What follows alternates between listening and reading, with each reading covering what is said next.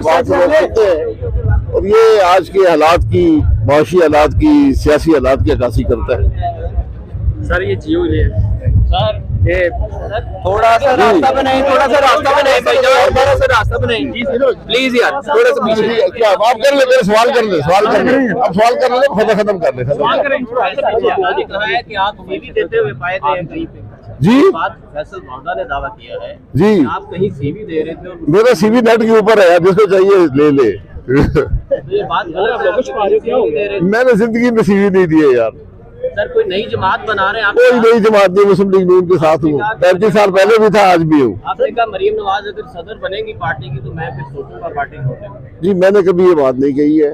मैंने ये कहा है कि मरीम नवाज लीडरशिप रोल में आई है तो मैं उस जमात में इस ओहदे में नहीं रह सकता, क्योंकि ना ये मेरे लिए मुनासिब है ना उनके लिए मुनासिब है। मैंने अपने 35 साल में कभी सियासी ओहदे का मुतलाशी नहीं रहा। 2019 तक कोई सियासी ओहदा मेरे पास सर इलेक्शन कब तक देख रहे हैं? इलेक्शन अक्टूबर में होगी जी। सर मियां साहब कब वापस आ रहे हैं? मियां साहब इलाज करवा कर आएंगे, ये फैसला वो खुद करेंगे। चले भाईजान थोड़ा सा साइड पे मूव प्लीज मूव।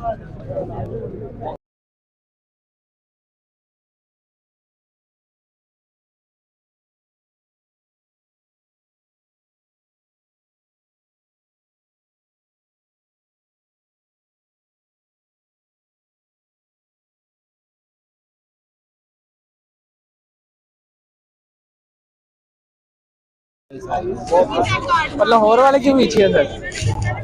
उनको ना फंड बहुत देते हैं। हाँ ये है।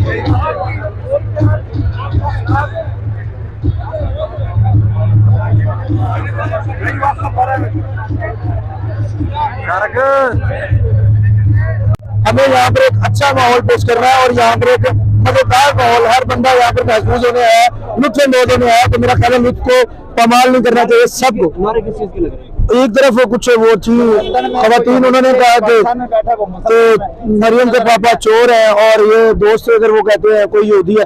खैर हमारा इन दोनों से कोई ताल्लुक नहीं है, हम जो है वो न्यूट्रल है।